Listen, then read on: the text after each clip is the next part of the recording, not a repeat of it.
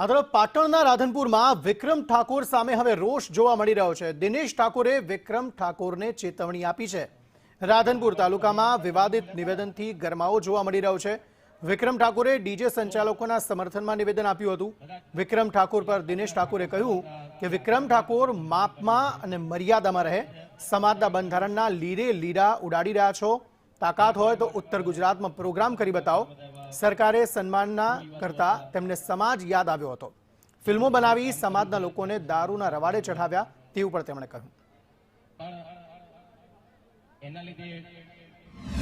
ઠાકોર સમાજનું 16 મુદ્દાનું બંધારણ સમાજ દ્વારા જે નક્કી કરવા આવ્યું અગત્યની થળીએ એમાં અમુક લોકો બંધારણને તોડી અને સમાજમાં વાહિયાત વાતો ફેલાવવા માંગે છે। એમાં વિક્રમ ઠાકોરને હું ખાસ કહેવા માંગુ છું, તારા પ્રોગ્રામ કંઈ થતા નતા। ઠાકોર સમાજે અને ઠાકોર સેનાએ સમર્થન આલીને તેના પ્રોગ્રામ ન કે મહેસાણાથી આ બાજુ તું પ્રોગ્રામ લેવા તૈયાર નતો પહેલા, બરાબર? એટલે તારી મર્યાદામાં રહે, બધાને ઉલ્લે ચડાઈ અને આખી આવડી મોટી સમાજ ભેગી થઈને 16 મુદ્દાનું બંધારણ કર્યું લોડા ઉડાડવા ફરી રહ્યો છે। હવે આ બાજુ પ્રોગ્રામ કરવા આવતી ઉત્તર ગુજરાતમાં પાટણ સુધીમાં ક્યાં ખબર પડે।